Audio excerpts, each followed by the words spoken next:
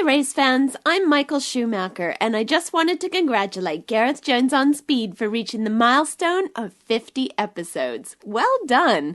But you still have a long way to go before you match my achievements, Welsh boy. Yeehaw! Gareth Jones on Speed! You have downloaded Gareth Jones on Speed episode 50A as an M4A file enhanced with images that you can view on your iPod or computer. Hello, welcome to the show. Well, you know who I am. With me, Richard Porter, just back from Geneva. Yes, from the motor show at Geneva. And how much did you enjoy? Because I know you went to Geneva last year and we talked about it on the show, and I know it's probably your favourite show of all the motor shows, isn't it? Why? It's about the only show I go to. I don't know, I've never been to Frankfurt or Detroit or Tokyo or any of these other ones. I've only ever been to Geneva and the Birmingham NEC. Which may it rest in peace. And Geneva's great because it's quite compact, but also you get lots of new stuff there. And the biggest, I don't know, probably for me personally, the most exciting car at Geneva this year. And it's not, the Maserati 8C convertible, it's not the Zagato Bentley or anything like that. It's what up until now has been the Ford Verve, and is now the new Ford Fiesta. I knew you were going to say that because you being a Ford man. I bring you good news, Mr. Jones, from faraway lands, because that new Fiesta looks really good. It does look like the concept. It genuinely does. Really? Yeah, but more than that, it's because the concept was concepty and, quite complicated, and the three-door looks quite rakish and interesting. They've managed to maintain most of that in real life. And we were looking at it. They had two of them. We went to this little preview the night before. They had a 5-door and a 3-door for us to poke around. And I was just standing and staring at it for a while in that sort of geeky way that you do, and I was thinking, imagine seeing these parked at the side of the street and then compare that to the existing Fiesta, which, let's face it, is not the most exciting looking car in the world. It's fantastic. It's a really, really nice bit of work. And I met the bloke who designed it as well. He's a proper Yorkshire lad. Who is? I can't remember his name. Chris. Okay. He's called Chris. Right. But it's brilliant. Martin Smith, the boss of Ford Design, who's also from Yorkshire, and so they've got this kind of Yorkshire stranglehold in the Ford Design studio. But yeah, this guy Chris, proper Yorkshire lad, and works out of Dunton in Essex, where Ford's small car operations are done. Boy's done a good job. Boy's done a really good job because it's great, and the interior's nice as well. It's sort of got this what they're claiming is a mobile phone inspired dashboard, but it just feels like a step on from the last car. It's much nicer than I don't know, I suppose a Clio or something like that. It's just a bit funkier. It's a bigger car than the Fiesta ever has been. It's No, it's not. It looks huge. Kept the same size. Yeah, I know it does. I think it must be taller. I've not checked this, but it's the same size as the old Fiesta overall in terms of what they call the footprint of it, but it's lighter because it's based around the same sort of box of bits as that Mazda 2, which they put a lot of work into making lighter. So yeah, it's a lighter car, same size. It's not getting ridiculously big. It's not got that sort of like Peugeot 207 being a case in point, where it just seems to be improbably huge now. So no, all good things actually, but a lot of room in it. Actually, it's not too bad. Back seat, plenty of room. I mean, obviously the ones they showed off to us were the top of the range ones, and so they've got all the bits of trim and stuff like that, and the really, really good seats, which are slightly retro. One of the cars we looked at had these sort of strips, like horizontal strips on the seat back and the cushion, which are actually sort of almost plasticky.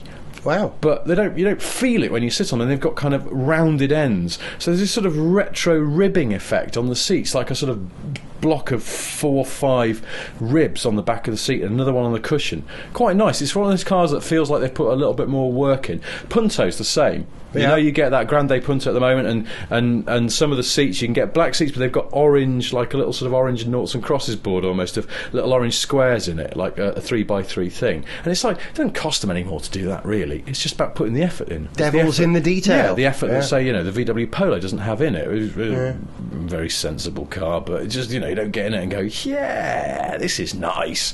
And that Fiesta, I think they're most of the way there to making you get in and go, yeah, this is quite groovy. A Yorkshire Fiesta, I like that idea. I read recently that the Grand Voyager, the Chrysler Grand Voyager, was tested in Yorkshire. Yeah, it was, as well, yeah. because of the roads there, I reckon. Yeah. Which made me think that, the Grand Voyager, no wonder it's a Yorkshire car. It grand. Which reminds me, another American thing, the Grand Canyon. If that was in Yorkshire, it'd still be called the Grand Canyon, wouldn't it? Well, no, but people from Yorkshire like to underplay things, so just because, it's all right, Canyon, it's all right, better than one of them Lancashire canyons. It may gladden your Welsh heart to know, though, that amongst other things, Lexus have tested cars in North Wales. Really? BMW were interested to find out where Rover tested their cars in North Wales, which they'd done for years, since the 60s, and BMW still go up there and test cars. And, of course, the original Range Rover was developed in Wales as well. Yeah. And Richard Parry-Jones, he's Welsh now, always. He's retiring now, but as his boss of Ford. Hang on. For the benefit of those who are not in the room with us, which I think is everyone except you and me, I actually punched the air when you said Richard Parry-Jones. Yeah, you did, didn't you? Yeah. It's quite sweet. He'd be very flattered, I'm sure. But no, he has his favourite roads in North Wales, so all Fords have given their final shakedown there, all Jags, all Land Rovers under his control. And he even had the current Mazda MX-5, he made them ship a prototype over from Japan just so he could go and test it on his favourite roads in North Wales. I remember reading that as well. And then he told them it wasn't quite good enough, and all these little Japanese engineers were a bit like, good enough for Wales, good enough for the world. Exactly. Where are we going with this? Oh yeah, we're talking about the Geneva show, not Wales at all. We'll stay with small cars. Yes. Because probably the smallest, or certainly the cheapest car at the show is this Tata Nano. Yeah. Now it's going to sell in India for the equivalent of £1,500. Is that right, for the base model? Yes. Really? And no, dead on. Ratan Tata is a man of his word. And for that, you get a car that is pretty much like the Daewoo Matiz in terms of scale. Yeah, it's tiny. I mean, it's smaller than a Matiz, and the wheels are comedy small. They really are. But I think we're used to cars being, as they've got taller, getting wheels that are broadly in proportion, and suddenly you've got a car that's like an old Mini. I mean, you look at an old school Mini, and actually the wheels on it are tiny. Were they 10-inch wheels or something? Yeah, originally they were. Yeah. I think the Nano rides on like 12-inch or 13-inch wheels. They're not actually that small. But anyway, the thing is, they brought a couple of Nanos to the Geneva show just to sound people out, because I read an interview with Ratan Tata, and he was amazed at the reaction that it got in Europe. Somewhere that he'd never said he would necessarily sell that car, but everybody went nuts, including the business press, who obviously interested in it for financial reasons. So they brought a couple over, show them off at Geneva, just because they got a stand there. They've had a stand there for years, actually. Tata, I remember, they've had those trucks based on... were they based on Mercedes running gear originally or something? I'm not sure. I don't know. No, they do. Well, they had the Delta Safari and stuff, 4x4s, and then, of course, the Indico, which became the City Rover. I saw one the other day. What, a City Rover? Yeah. Really? Yeah. Is this a record? Yes, I'm going to say it is.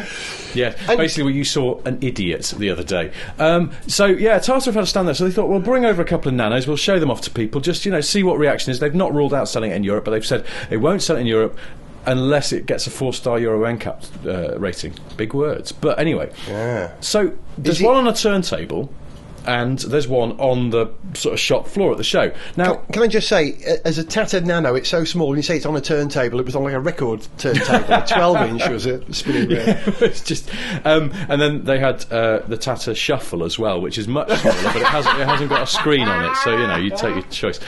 So they had these two Nanos, one on the turntable. You couldn't get that, but they had one on the floor of the stand.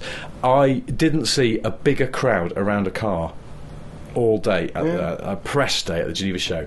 But what was really interesting was you had to sort of muscle your way through the crowd, and I was watching what other people did when they got up to this car, and I know, because I did exactly the same thing. The first thing you do when you walk up to that car is you tap it.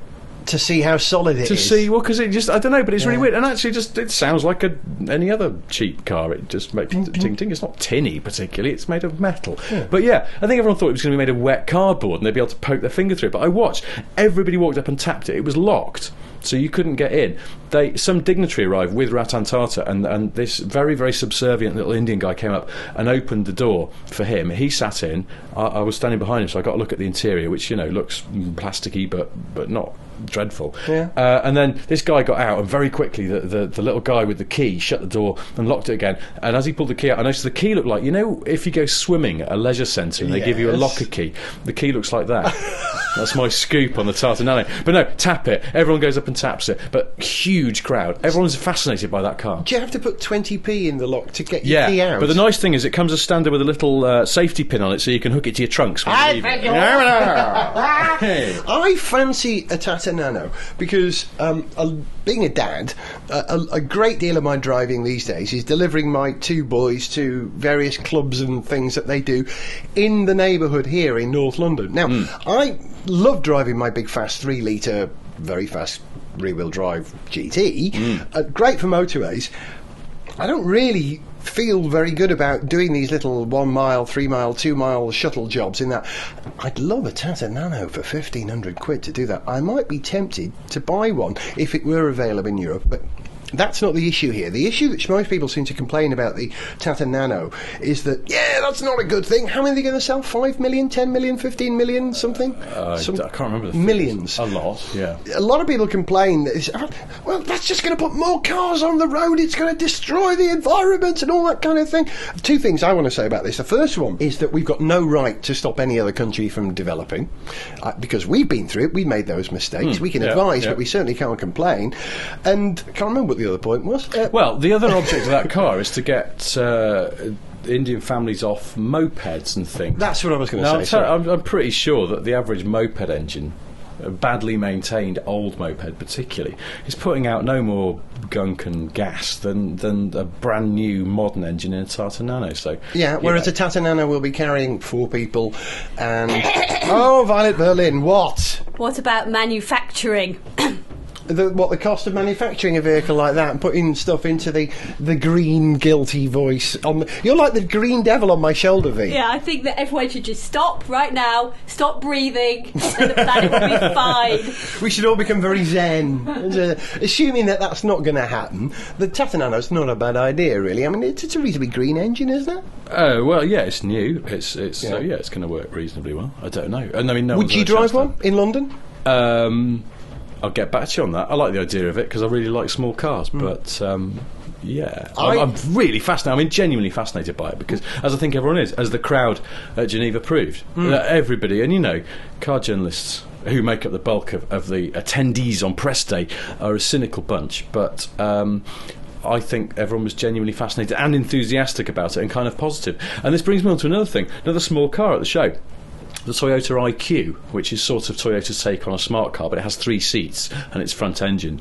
And every sort of 15-20 minutes at the Geneva show there's another unveiling of something. There's a very rigorous schedule about this, so you're told it's like 9:45 Citroen will take the cover off something, and then 10:15 you get to BMW and they'll do something, and so on.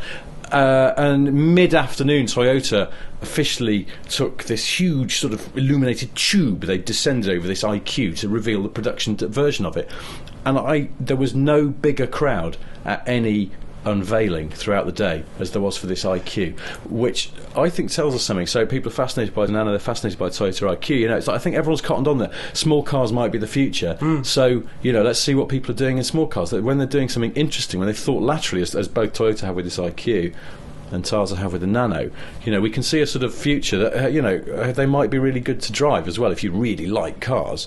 And so people have become sort of more interested in those, and say Ferrari have just got to stand there with their normal stuff on it, and a beautiful old Daytona, 40 years the Daytonas they've got old, and my heart leapt a little bit. I believe in small lightweight cars. I think the minimum automobile concept is a great place to start from. At one end you've got the Ariel Atom, that's your minimum automobile sports car, now available with a V8. Have you seen that? Yeah, I know. What? And then on the other hand, no need. And then on the other hand, you've got the Tata Nano, which is the minimum automobile, people mover, if you like. Well, I was thinking about this today, though, because I think if you're a real car fan, you understand that fun is not index linked to power. I've had more giggles in a 59 horsepower Ford Ka than I have in, say, a 200 horsepower Mercedes. That's actually a bit leaden and a bit dull. It's always about more than just power, and that small, light cars can be some of the best giggles you can have. Because there's nothing more satisfying than really ringing a car for all it's got. I mean, it's coming a back. joy. Yeah, that's true. When you're working at the extremes of the car, you're really driving it. I mean, aren't you? I absolutely bloody love BMW M5s and Merc E63s and things like that, but they almost make it too easy to go quickly. And in the end, you actually think, I'm not going quick enough to use all the potential of the car, and then you crash into something. One last thought before we take a break. Stop enjoying yourself, Berlin. One last thought. If this deal with Tata... Can we have a laugh track from now on, actually? Quite enjoyed that. I said something really crass and got a giggle from the background. Sorry, go on, yeah. If this deal with Tata does go through, and it's been stalled for 3 months or something now, it's supposed to be announced... due diligence, what I was going to say. This is the deal in which Tata will acquire the Jaguar and Land Rover brands. Here's the question. Will they acquire the Daimler brand as well? Because then you could do like a Tata Nano, the Daimler version, the Van den Pla Tata Nano. There'll be more from Geneva after this short break.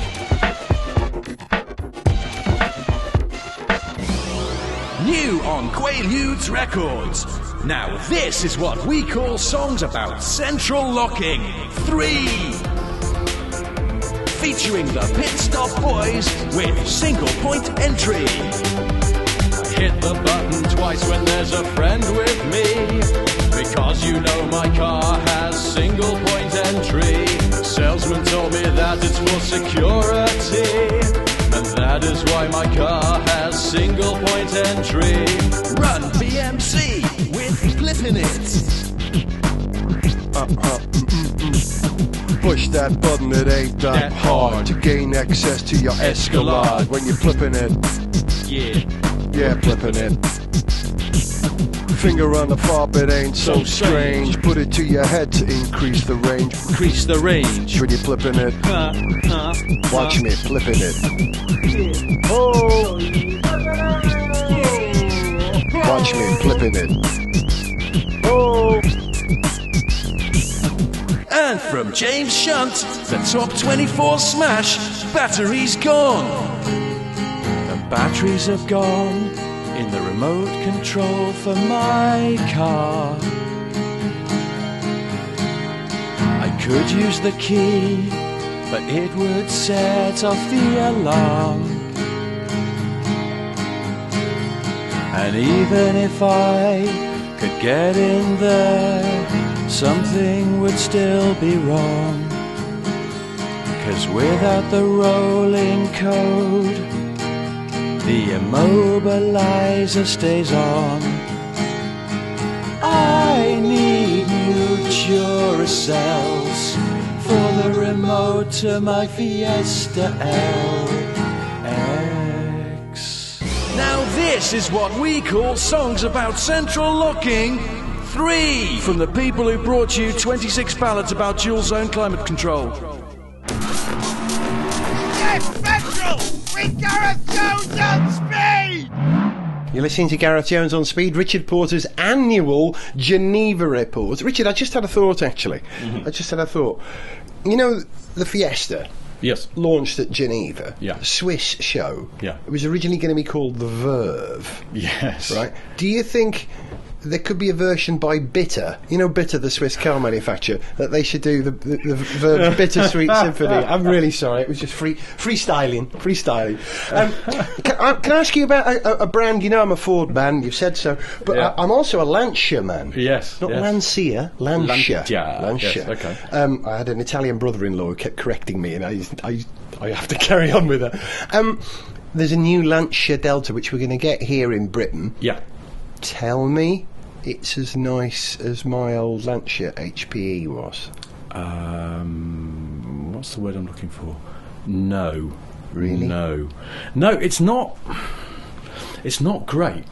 Really? Particularly in profile. It looks gopingly massive, and the front overhang is huge. Really? It just looks a bit overdone. I don't know what it is. It's based on the Fiat Bravo, Yeah. which is, a pretty nice looking car. It's starting to sim around now over here, and yeah, that's alright, quite a handsome car. I don't know, it's like they've sort of upscaled it by about 12%. It just looks too big and a bit too fussy and a bit overdone. And Fussy's the word. Fussy. Detail, a bit too much detail, little haunches, bits of chrome. Yeah. I think it's no coincidence that in pretty much a dead heat with Alfa Romeo, Lancia had the most sexy girls in the shortest skirts out of the whole of the Geneva show. Who says the car industry is sexist and outdated? But anyway, and I can't help thinking maybe they'd done that deliberately to distract people from the fact that they had this sort of elephant man car there. They had a Fulvia there. Did you see a Fulvia? No. No, I didn't. But there was quite a lot of hubbub on the stand. Quite a lot of crowds there, because I think this Delta is supposed to be the reinvention of Lancia, so people were obviously interested, but... Lancia. And yeah, I'm not convinced about that. Not convinced. I'm nervous. Yeah. I'm nervous because Fiat Group struggle selling Alfa Romeo in this country. People like Alfa Romeos. There's still a sort of affection for them. I'm not sure that Lancia have that kind of reputation anymore. No, I think it's just me and Frankie Dettori, and that's it, left. So 2 cars then. They're going to sell. 1 each. Yeah, and no, that's a shame. Didn't like that at all, really. Not good. Okay, staying with another Euro. Well, it's not a coupe, the Delta, is it? But the new Euro coupe, the Volkswagen Scirocco. Yes. You like, mister? I like, but I'm not sure that it's a coupe. It looks like a very pleasant, slightly low hatchback. Almost a shooting brake, if you will. Yes. No, it's not. It's not that rakish. It is slightly low, but from a distance, it just looks like a sort of quite nice Audi A3 or something, or a Kia Ceed. Yeah, the closest thing I can think it sort of equates to is the Volvo C30. It's like that. It's sort of like that. But here's a weird thing: on the Volkswagen stand, the car that actually knocked me sideways in how nice it is that Passat CC. You know, that Merck's CLS knockoff they've done based on the Passat. It's really nice. It looks amazing. I don't know who's going to buy it. My guess is no one, because what's the point? But God, it's a good-looking car. In case you haven't seen it, it's a slightly more rounded Passat with thinner B-pillars. It's one of those sort of saloon coupe things. Well, you'll say that, Mr. Johns, but actually the B-pillar's massive. No, yeah, but hidden well. Massive. Yeah, hidden well. It's got frameless doors. Now, I want a car with frameless doors in my life. That's why I secretly lust to have a Hyundai XG30s and things like that. I just like inexplicable frameless doors. Here's a car for you, right? This will go deep into your brain. Do you remember the Mitsubishi Diamante? Yes. You do? Well, again, better than that, because my brother out in Australia, where he lives at the moment, has a Mitsubishi Magna, which has frameless doors. I love a car with pointless frameless doors. Anyway, but you love the CC, Passat CC. I think it's a great looking car. And speaking of cars on that platform, as we were, Skoda Superb, new Skoda Superb, not a handsome car, not nice looking at all. However, inside, extraordinary. And it has this tricksy boot where it's both a hatchback and a saloon. It's nuts. Now, I can't see the point of that, but I quite like the way they've done it anyway. What, sort of a bustle back? Yeah, it's like a bustle back, right? So you imagine it sort of looks like a saloon. Now, you push one button on the outside, the boot lid opens like a normal saloon. But you can shut that, you push another button, and the whole back of the car goes up like a hatchback. Oh, so it actually, the boot opens and the window takes you. Yeah. It's nuts. The first time I saw it, I went, that's brilliant. That's absolutely brilliant. And the more I thought about it, I thought, why? Yeah. Why is that? But because basically, you know, it's a Skoda Superb, so the next time I go to a provincial town, I'll get a minicab and it'll be one of those. And so I sat in the back just to check it out, to see, you know, to see what I'll be getting the next time that I'm back in Wilmslow. And God, it's roomy. It's really roomy. I'm looking forward to 3 years' time when I can ride in one of those cars. Hold on, if I remember, the previous Skoda Superb was based on the longer wheelbase version of the Passat, the Chinese Passat, which is why the back is so roomy, is it? Yes. And then this one, I'm not quite sure. They've got more clever with their platform sharing now, and they can do lots more variations of width and length and things like that. So I don't know which particular flavour of Passat this comes from, but it is the interior is great. It feels really quite well made in there. Loads of room in the back. Tricksy boot lid. So, you know, maybe open the normal boot if it's just a local job with a couple of soft bags, but if you're doing the airport run, you can open the full hatchback, get some suitcases in there. That's all I can think they've done it for. Next car, the Land Rover LR LRX. Yeah, well, it was the LRX Black at Geneva, because I thought, well, they've just resprayed that concept that they had in America. But no, they were both there, the white one and the black one, so what they've done is made another one. Now, in the past, you've said that this isn't really a car, it's an idea for a car, and they haven't got the technology worked out that goes in it. It's a hybrid system. No. Well, this is a separate thing. I think they're saying that this will be a hybrid car, but there will also be regular versions of it. What this is Land Rover's take on the Mini. It's a small car from Land Rover. It's still a 4x4. It still sits very high, but it's funky and cheaper than a Disco. What's the smallest one? Freelander. Yeah. And and they're going to do it. So the reason they did this black one was to show how you could then accessorise it. So it had this contrast-coloured roof, which apparently is detachable. It's a detachable panel. What? Is that going to come off at speed? I don't know. And all these extra chrome bits on the front and stuff like that. And essentially, and quite shamelessly, but clever enough, because the Mini sells a load, they were just saying, well, this is our Mini, so Minis get accessorised to death. We'll show you how we're going to accessorise this. They're going to do that car, there's no question they're going to do it. And apparently now it's things like the concept has incredibly thin seats, because they're quite funky, and apparently it's quite hard to sell a car with thin seats to people, because they look in it and go, they're a bit thin, like being in church. And then, so they're trying to work out how they can do it and make them look thick but thin. Don't know how you do that. There's one for Jeff Banks. Draw stripes down them or mirrors, something. I don't know. Mirrors and smoke. It's the only way. No, do you remember that programme? What was it called that we had here that was with Des Lynam? How do they do that? And the answer was always with mirrors and computer graphics. Always. And they never actually told you how they did it. Des Lynam going, well, Jenny, it's all done with computers and mirrors and graphics. No! Anyway, so when you interview someone from Land Rover, mirrors. The new LRX, you got the slim seats, you can have some incredible drive. How do they do it? Well, we've used science and engineering, essentially. No, you haven't. It's mirrors and computer graphics. Des Lynam told me. Now, another British car, although I suppose the Land Rover is not really a British car anymore. It's sort of halfway between here and India, isn't it? No, sort of Hungarian. Another British car, and probably the most ambitious car, I would think, at Geneva is the Morgan Life car. Yeah. Now, Morgan are not known for doing cutting-edge super technology, are they? Well, if you think that the regular Morgan, the old school one, has that front suspension that was originally developed in 1909. So it literally is Edwardian technology. And I said literally then, didn't I? And they've suddenly come up with this hydrogen fuel cell car, which they're doing in association with a variety of boffins. But the main point being that the most old school car companies has actually stolen a march on a number of people with this amazing cutting-edge technology. It looked really good. One of the fascinating things about it is that it has 135 section tyres. It looks essentially like it's running on bike wheels. Yeah. It's nuts. But I guess that's because, low rolling resistance and the stuff. Figures claimed for it are unbelievable. It recovers 50% of the energy lost through braking, not something like 5 or 20% at the moment, which is... It's pretty crazy. How are they going to do that? I mean, is it going to go into production, or is it's just a concept? I think it's a concept for the time being, but it's something that they're still working on as a sort of, as a cumulative project to show the way forward.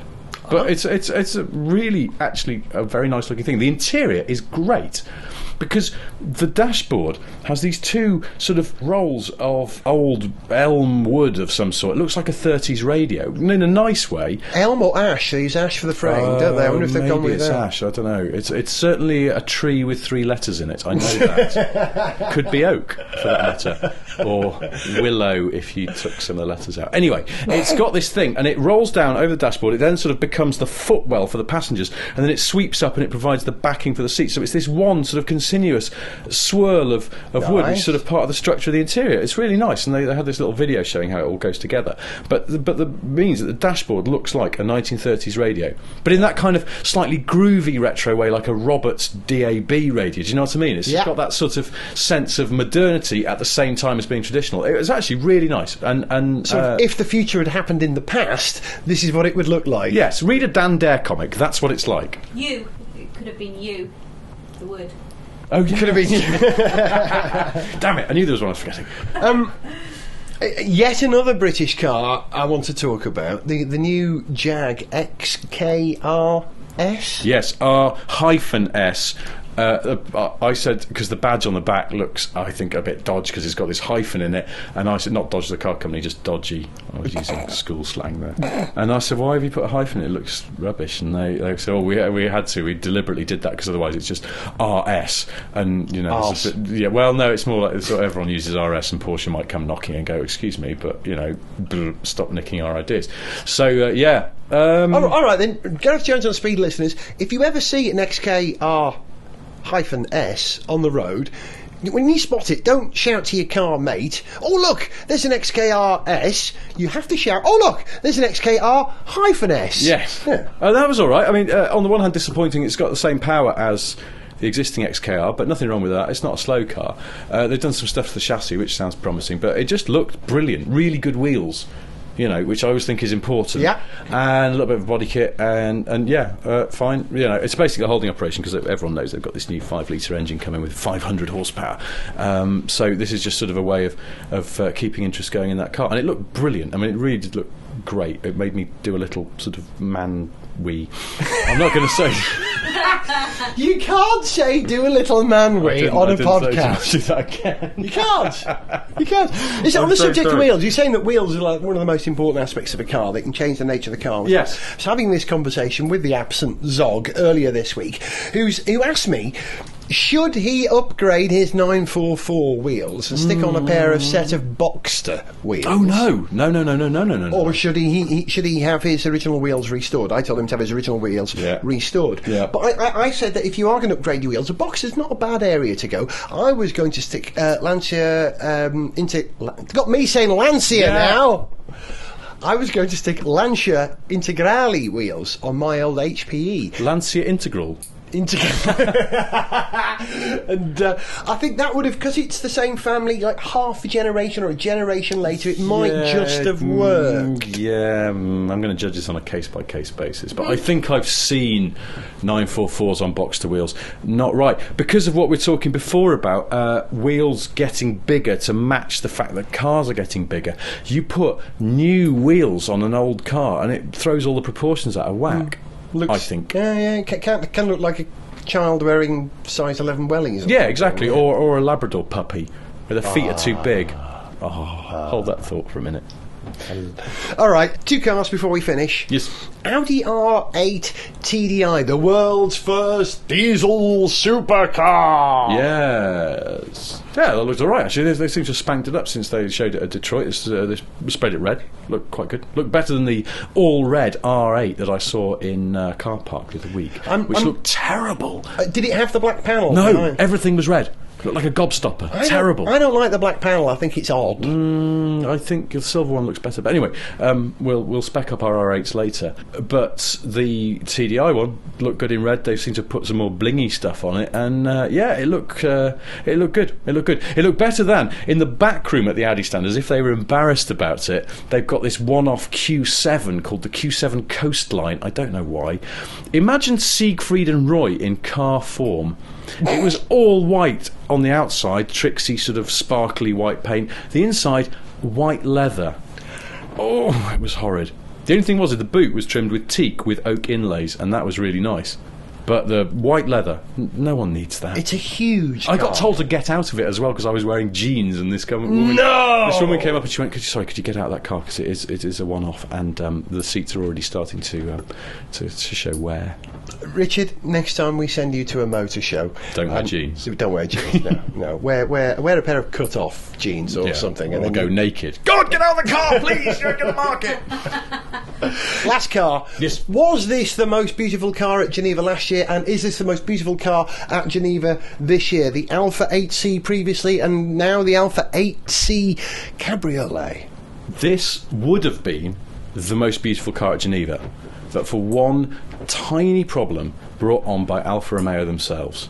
That 8C convertible is absolutely gorgeous. It is a stunning car, possibly the best looking car of the last 10, maybe 20 years. It's fabulous. However, beside the big plinth with the 8C and the 8C convertible on it and the beautiful Italian ladies, there was a little sort of alcove And in it, they'd got the Alfa Tipo 33 Stradale, you know, that late 60s, early 70s road-going version of a race car, and they'd got the original prototype of that in this little dimly lit alcove with a mirrored ceiling, which was faintly pervy in itself. And I just stood there and stared at that car. That is one of my favourite cars of all time. It's so beautiful, so voluptuous, and suddenly the 8C looked like its kind of not quite as cute sister. It was extraordinary. So Alfa, in fact, scuppered themselves.